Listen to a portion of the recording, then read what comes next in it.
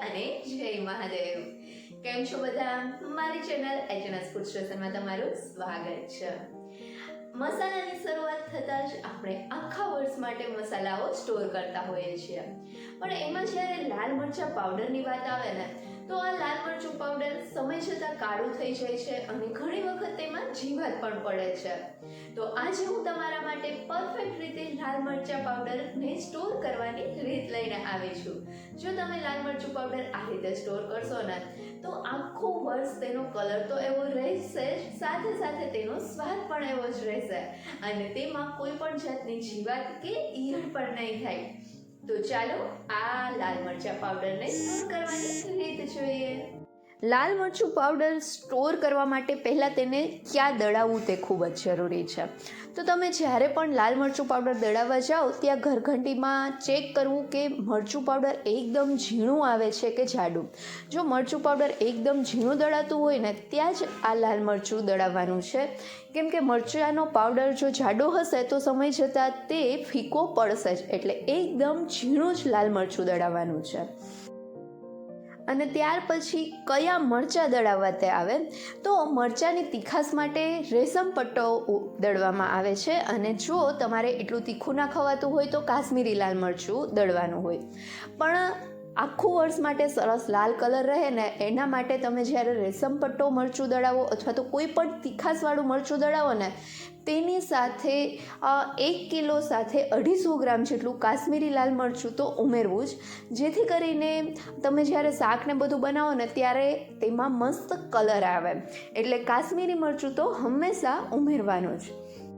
લાલ મરચું દળાઈને તેનો પાવડર થઈને આપણે ઘરે લઈ આવીએ પછી આ લાલ મરચાં પાવડરને સીધો નથી ભરવાનો. સૌથી પહેલાં તો તેને લોટ ચાળવાનો જે હવાલો હોય ને, એના મદદથી ચાળી લેવાનો છે, એટલે બધો જ પાવડર સરસથી ચડાઈ જાય અને તેમાં કોઈ પણ મરચાંના મોટા થોડા ટુકડા રહી ગયા હોય તો તે પણ સરસથી ચડાઈ જાય અને એકદમ બારીક ભૂકો જ રહે. અને જો તેમાં કોઈ પણ જાતનો કચરો આવી ગયો હોય ને, તો તે પણ નીકળી જાય. જ્યારે તમે લાલ મરચું પાવડર ચાળતા હો ત્યારે બને તો હેન્ડ ગ્લોવ્સનો ઉપયોગ કરવો, જેથી કરીને હાથ તીખા ના થાય અને હાથમાં તીખાશ રહેવાને લીધે પાછળથી હાથ બળે નહીં. એટલે જો તમારી પાસે ગ્લોવ્સ હોય તો ગ્લોવ્સ પહેરી જ લેવા અને ત્યાર પછી જ આ પ્રોસેસ શરૂ કરવી.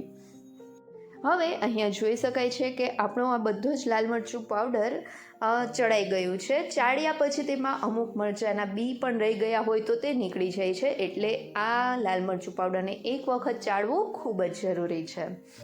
અને લાલ મરચું પાવડરને આ રીતે કોઈ પણ પોળા વાસણમાં જ ચાળવું અને ત્યાર પછી તેને આખા વાસણમાં આ રીતે ફેલાવી લેવું. અને હવે આ લાલ મરચું પાવડરને સ્ટોર કરતાં પહેલાં તેમાં આપણે 2 ઇમ્પોર્ટન્ટ વસ્તુ ઉમેરવાની છે, જેના લીધે આપણું લાલ મરચું પાવડર મસ્ત લાલ ચટાકેદાર રહે અને તેમાં કોઈ પણ જાતની જીવાત પણ ના રહે. તો તેના માટે સૌથી પહેલાં આપણે મગફળીનું તેલ ઉમેરીશું. તો અહીંયા અંદાજિત 4 કિલો જેટલું લાલ મરચું પાવડર છે, તો તેમાં 1 થી 1.5 કપ જેટલું આપણે સિંગ તેલ ઉમેરવાનું છે અને તેની સાથે જ 1 થી 1.5 મોટા ચમચા જેટલું સાદું મીઠું ઉમેરવાનું છે. અહીંયા સાદું મીઠું ઉમેરવાનું છે, સિંધાલું મીઠું નથી ઉમેરવાનું. અને બીજું કે અહીંયા મગફળીનું તેલ જ ઉમેરવાનું છે. બીજું તેલ ઉમેરશું તો તેની મરચું પાવડરમાં સુગંધ આવશે. અહીંયા તેલ અને મીઠું આપણે એટલા માટે ઉમેર્યું છે કે તેલ ઉમેરવાથી લાલ મરચાં પાવડરનો જે કલર છે ને, તે આખું વર્ષ એવો ને એવો જ રહે છે, તેમાં જરા પણ કાળાશ નથી આવતી. અને મીઠું ઉમેરવાથી આપણા મરચું પાવડર બગડતું નથી, તેમાં કોઈ પણ જાતની જીવાત કે ઈયળ પણ નથી થતી. એટલે કે મીઠું લાલ મરચું પાવડરને પ્રિઝર્વ કરે છે, જ્યારે તેલ લાલ મરચાં પાવડરનો કલર પ્રિઝર્વ કરે છે. તો હવે તેલ અને મીઠાને બરાબર રીતે આપણે લાલ મરચું પાવડરમાં મિક્સ કરીશું. આ રીતે થોડું થોડું મિક્સ કર્યા પછી જો તમને જરૂર લાગે તો થોડું વધારે તેલ પણ તેમાં તમે ઉમેરી શકો છો. અહીંયા આપણે મરચું પાવડરને એકદમ તેલવાળું પણ નથી કરવાનું અને સાવ કોરું પણ નથી રહેવા દેવાનું. તેલ લાલ મરચાં પાવડરમાં સરસ રીતે મિક્સ થાય અને તેનો કલર થોડોક ડાર્ક થાય એટલું આપણે તેલ ઉમેરવાનું છે. અને આ રીતે હાથ વડે ચોળીને બરાબર રીતે તેલ અને મીઠાને પાવડરમાં મિક્સ કરીશું, જેથી કરીને મરચાંના એક એક દાણામાં તેલ અને મીઠું મિક્સ થાય. તેલ મરચું પાવડરમાં બરાબર રીતે મિક્સ થયા પછી અહીંયા તમે જોઈ શકો છો કે આપણા લાલ મરચાં પાવડરનો કલર કેટલો મસ્ત રેડ થઈ ગયો છે. જોઈને તમને લાગશે કે મરચું પાવડરમાં તેલ બરાબર રીતે મિક્સ થઈ ગયું છે. હવે આ લાલ મરચાં પાવડરને આપણે કઈ રીતે ભરવું?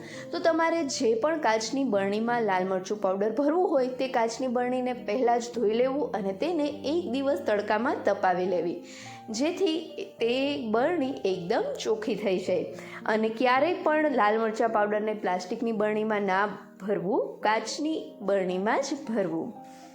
તો અહીંયા મેં આ રીતે કાચની બરણી લઈ લીધી છે અને હવે તેમાં આપણે લાલ મરચું પાવડર ભરશું.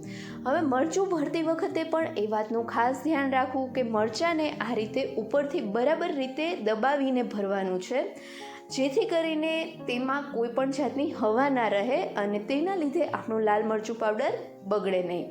તો આ રીતે લાલ મરચું પાવડરને બરાબર ઉપરથી હાથ વડે પ્રેસ કરતા જઈ બરણીમાં પાવડર ભરવાનો છે.